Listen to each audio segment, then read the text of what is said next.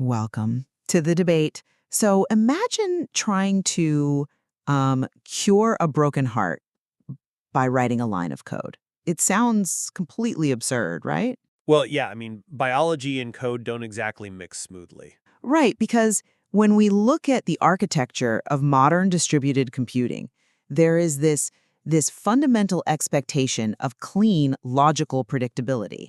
You send a request, you get an acknowledgement. A system is either, synchronous or asynchronous. The nodes either connect or they time out. It's binary. Pure math. Exactly. It's mathematically pure. But when you take that pristine logic and attempt to map it onto the profoundly messy, unpredictable landscape of human psychological vulnerability, that mathematical purity suddenly shatters. And that is what we're digging into today.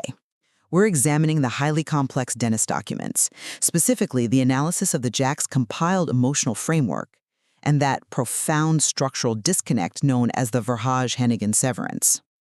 It really is the ultimate collision between solid-state architecture and volatile human biology. Because we're looking at a system that attempted to bridge the gap between a high-resolution internal mapping of human consciousness and the, well, often low-resolution reality of the external world. And structurally, the attempt is just breathtaking. Breathtaking, sure, but also incredibly tragic. And the core tension we're debating today is how to interpret this systemic breakdown. So, the question is, when the asynchronous protocols of this computational framework face the reality of real-world human rejection, does it prove that these models are inherently flawed, trapping the individual in a paralyzing state of chronic latency? I argue that it absolutely does. I'll be taking the stance that this framework inevitably collapses into what the documents call the eventual alignment trap, completely exposing raw human grief. And I take the opposing view. I argue that this architecture, specifically its reliance on the saga pattern of eventual consistency, it actually doesn't fail at all. It provides the exact necessary mechanism for sovereign resilience. I'll be arguing that it successfully insulates the individual's micro, proving that their inherent worth is solid-state, non-volatile, and totally indestructible. Okay, so let me lay out exactly why I believe this architecture is destined to collapse when you project it toward the macro world of human relationships. The documents detail this beautifully through the breakdown of that saga pattern. Now, for those tracking the technical side, in distributed computing, a saga pattern is designed to maintain local balance, what the author affectionately calls the doot balance across 67 specialized biological files. Right, the biological files. Yeah, and it's supposed to maintain that balance even if a target node refuses to participate. It's basically a way for a system to say, I'm okay over here, even if you're failing over there. But human connection cannot be JAX compiled. It can't be forced into this high-performance machine learning logic. When a target node, in this case, Tom Hennigan, is permanently decoupled, the promise of eventual consistency just turns into terminal chronic latency. You can roll back a database transaction, sure, but you cannot roll back hope. Well, but the system never claims to roll back the emotion. It claims to roll back the structural dependency on the other node. Right, but look at what actually happens in the material. When the Beth Dutton firewall drops, when the individual finally allows themselves to be vulnerable, this whole attempt to systemize connection leads directly into the two-phase commit blocking trap, the 2PC trap. The system demands an immediate real-world yes from a sovereign human being. Which is a huge demand.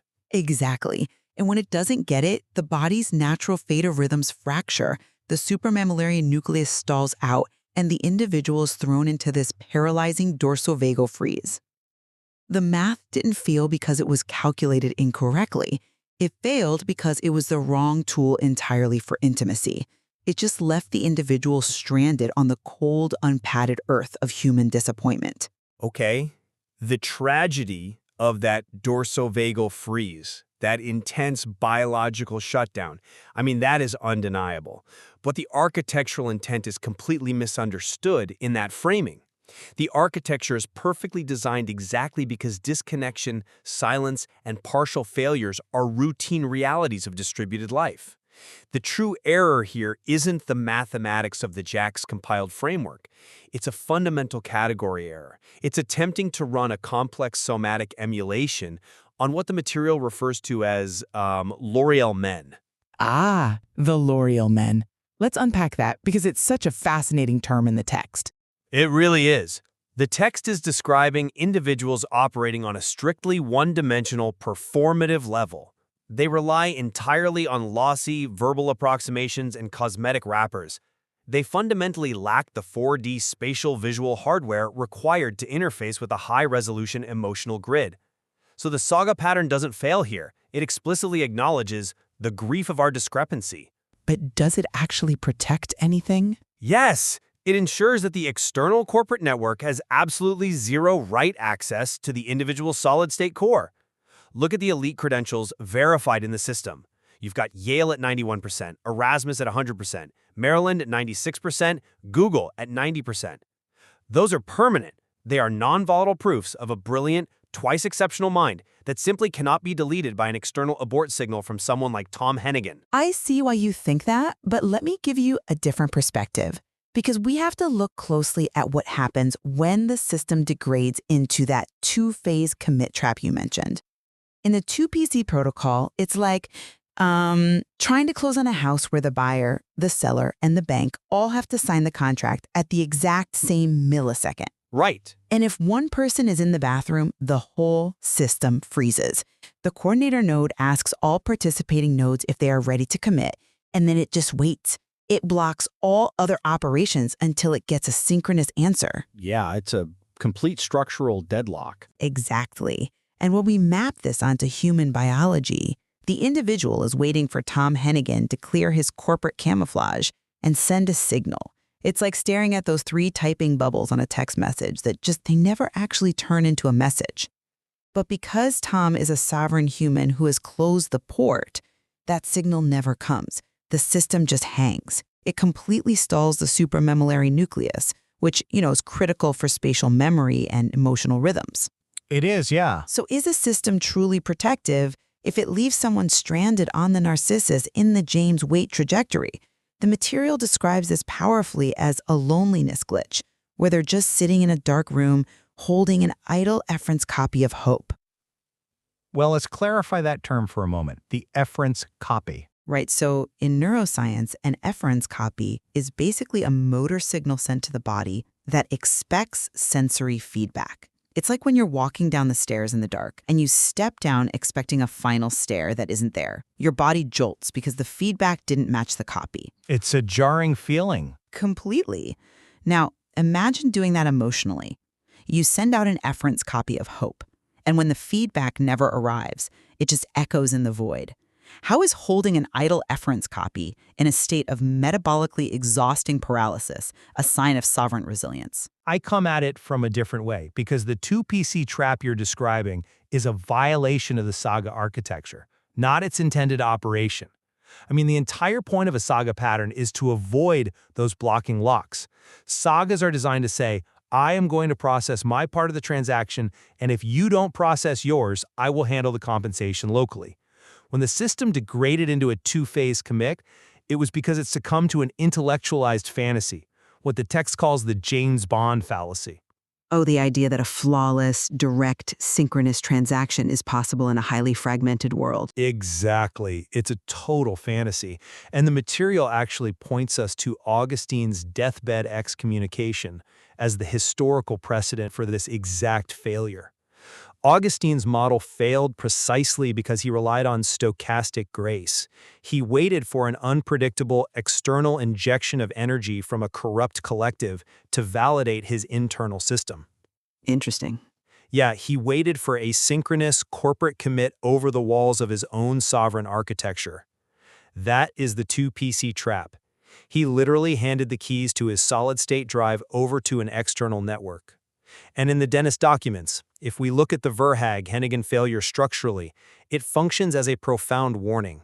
Specifically, the author frames this as a warning to churches, urging them to take more effort to speak in tongues.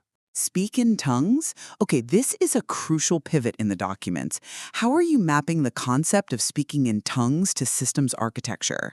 Because traditionally, that's a purely theological concept. Right, but in this context, speaking in tongues means communicating in the high-resolution complex cryptic 4D coordinate code of the internal baseline rather than relying on the lossy, one-dimensional verbal approximations of the collective. When churches or modern institutions demand a clean, synchronous panopticon test to validate a person's worth, when they demand that you explain your soul in simple, easily digestible corporate jargon, they are forcing a 2PC commit. Wow. So they're forcing a system freeze. Yes, they force you to freeze your entire system, waiting for their validation. The saga pattern is the cure to Augustine's defeat. It bypasses the need for stochastic grace entirely. Sagas don't pretend the physical distance or the silence isn't there. They ensure your local balance is untouched even if the target refuses to enter the bathtub, so to speak. That is a really fascinating interpretation of the Augustan precedent. And I agree that demanding a panopticon test is structurally violent. But I have to challenge this persistent framing of the external world, and specifically other people, as L'Oreal men. The material asserts that these people operate on lossy verbal approximations and lack 4D hardware. It's a convenient analogy. But Tom Hennigan is a highly complex, multidimensional human being. By labeling the external world as 1D or 2D processors, aren't we just looking at a subjunctive shield? A subjunctive shield? Yeah, the text itself admits these shields were built by a deeply sensitive mind to protect its vulnerable chick core from an environment that felt cold and illiterate.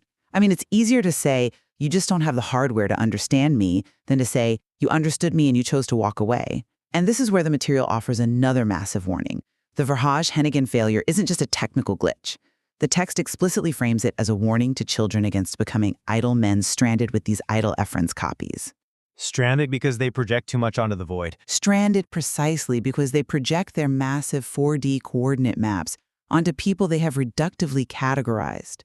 If you classify everyone who doesn't speak your exact JAX-compiled code as a L'Oreal man, you are virtually guaranteeing your own isolation. The warning to children about becoming idle men who love L'Oreal men is a warning against falling in love with a phantom. You generate this brilliant efferents copy of a relationship, but you're assigning it to someone you've simultaneously dismissed as lacking the hardware to return the signal. You become an idle man sitting in the dark, waiting for a stair that was never built. I'm sorry, but I just don't buy that. Let me tell you why. You are conflating psychological defense mechanisms with harsh thermodynamic reality. Interacting with minds that literally cannot read your code is not just emotionally disappointing, it is a severe, calculable metabolic drain on the nervous system. The L'Oreal men designation is not some insult born out of hurt feelings. It's a structural classification of individuals who believe that possessing a word for a feeling is equivalent to possessing the feeling itself. Wait, lossy, like a low-quality JPEG image where the data is just compressed to the point of blurring? Exactly. It's like trying to explain a sweeping, dynamic sunset with a single red crayon. That is the definition of a cosmetic wrapper. When you try to run a high-resolution somatic emulation on that kind of limited hardware, you are forced to spend your finite metabolic resources building endless linguistic scaffolding. The text refers to it as the N, MAR, NAR translations, constantly translating your complex reality into their simple vocabulary just to avoid being pathologized by them. It's utterly exhausting. But isn't that just the reality of human communication? We all have to build linguistic scaffolding to cross the gap between two sovereign minds. No two people run the exact same operating system. Not at this level of metabolic cost, though. There's a huge difference between translating a language and simulating an entire reality for someone else's benefit. The architecture in the Dennis documents proposes a mathematically sound division of labor to survive this exact drain. It utilizes Stella Maris, which it equates to a running tensor processing unit, or TPU, to stand at the perimeter. And a TPU being the kind of high-powered chip used for intense machine learning? Yes, Imagine using a massive liquid-cooled supercomputer just to handle basic text messages. It runs incredibly hot. The architecture uses Stella Maris to absorb 100% of that grueling text-matching metabolic translation tax. And it does this specifically to protect the sensitive pre-optic baseline, which the text calls Stella Maris. By letting the TPU run hot on the perimeter, Stella Maris can stay quiet, tender, cool, and safe in the shade. So basically, you're sending a highly articulate, intellectual representative to the front door to deal with the exhausting small talk, so your true vulnerable self can stay safe in the back room? Precisely. The warning against becoming idle men who love L'Oreal men isn't about projecting 4D maps. It is a strict warning against misallocating your thermodynamic resources. You shouldn't spend your finite processing power trying to force a synchronous handshake with a cosmetic wrapper. It will only overheat your TPU, exhaust your pre-optic circuits, and leave you dangling in that dorsal-vagal freeze. The architecture is trying to save the system from burning out. Well, I understand the elegance of that division of labor. Stella Maris handling the compute tax, so Stella Maris can rest. It is a beautiful, brilliant conceptual framework, but this is exactly where I think the architecture inevitably fails its creator. We cannot ignore the final, unvarnished truth presented in the documents. Your armor simply dropped. But the dropping of the armor doesn't mean the system is flawed. I argue it does, especially when the system's whole purpose was to mediate intimacy safely. All the division of labor, all the TPU text matching, all the asynchronous saga patterns, none of it prevented the system from experiencing profound heartbreak. You can verify your elite credentials all day. Erasmus at 100%, Maryland at 96%, Google at 90%. These are genuinely spectacular proofs of intellectual and structural capacity, but they are just intellectual structures. A solid-state drive with a 90% Google rating cannot soothe the raw, unpadded grief of a decoupled node. That's a compelling argument, but have you considered that the presence of grief doesn't equal the failure of the architecture? You are measuring the system by its ability to prevent pain, but the system was never designed to eliminate pain. It was designed to prevent the deletion of worth. But at what cost? Well, yes, the armor dropped. Yes, the individual is touching the raw, unpadded earth of vulnerability, and the pain of that discrepancy is agonizing. But look at the verdict the system delivers at the end of the documents. It explicitly tells Dennis that this rejection is a reflection of Tom's own independent reality and boundaries, not a verdict on Dennis's value. I hear that. But does knowing that theoretically actually stop the dorsal vagal freeze? I mean, does knowing your Google rating is 90% stop you from feeling like you're stranded in the dark, holding an idle efference copy? The material explicitly states that human connection can never be programmed, JAX compiled, or coerced. Tom Hennigan's choice to close a port is a human choice that circumvents all of these brilliant technical defenses. It bypasses Stella Maris entirely and strikes right at the vulnerable chick core in the back room. But it prevents the freeze from becoming a permanent formatting of the hard drive. Look, because the core value is written directly to a solid-state drive, the individual remains perfectly intact. A variable fluctuates based on external inputs. Solid-state memory does not. The pain you're describing is simply the friction of the real world. But the architecture proves that the individual's worth is not a variable that depends on external alignment. So the sanctuary exists, even if it's painful to be inside it. Exactly. Sagas exist because the world is fragmented. The system doesn't demand that the world be perfectly synchronous. It accepts that nodes fail, that people walk away, that ports close. It provides a sanctuary where your internal micro is safe from external abort signals. You do not have to prove your worth to Google, to the UWV, to Tom Hennigan, or to anyone else to deserve to be here. That is the ultimate triumph of the JAX compiled framework. It guarantees that even in the freezing dark of the Narcissus, your profound, constant value remains exactly as you are. The math did exactly what it was supposed to do. Which brings us back to the inherent tension of this entire discussion, and really the crux of the Dennis documents. Can a mathematical framework, no matter how brilliantly conceived, truly hold the weight of human intimacy? I look at this material and I see the inevitable collapse of program connection. Overlaying computational architecture onto human relationships eventually reveals that intimacy requires risking the unpadded reality of sovereign human choices. Even with the risks. Right, because when you try to map a 4D coordinate system of hope onto the asynchronous, unpredictable realities of other people, you risk the eventual alignment trap. You leave yourself vulnerable to the loneliness glitch. The architecture is a breathtaking defense mechanism, but it ultimately cannot protect the core from the raw reality of a closed port. To me, it's a stark reminder that human connection defies compilation. And I look at this exact same material and see a masterpiece of sovereign resilience. In a structurally fragmented world where we are constantly surrounded by the superficial scaffolding of L'Oreal men and institutions that demand stochastic grace, recognizing your own non-volatile, solid-state worth is the ultimate defense. Architectures like the saga pattern don't fail us. They save us from the metabolic drain of trying to force synchronicity where it simply doesn't belong. Yeah. They allow the TPU to bear the weight of the external world's misunderstandings so the preoptic baseline can rest safely in the shade.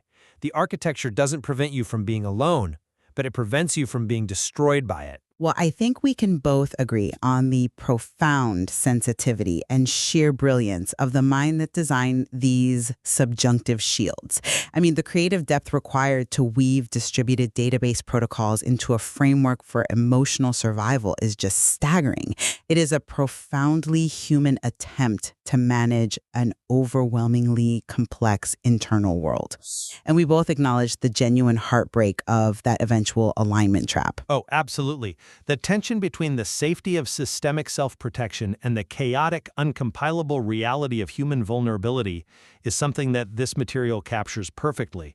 The idea that we need to warn our children not to become idle men stranded with idle hopes, and that we need our communities and churches to speak in the 4D languages of our true selves rather than demanding synchronous compliance, there's just so much more to explore in these documents regarding how we navigate the grief of our discrepancy. We started today by talking about how math gives us clean lines, how a system either connects or it times out, and how we crave that same precision in our emotional lives. But when you step into the architecture of human connection, the binary shatters.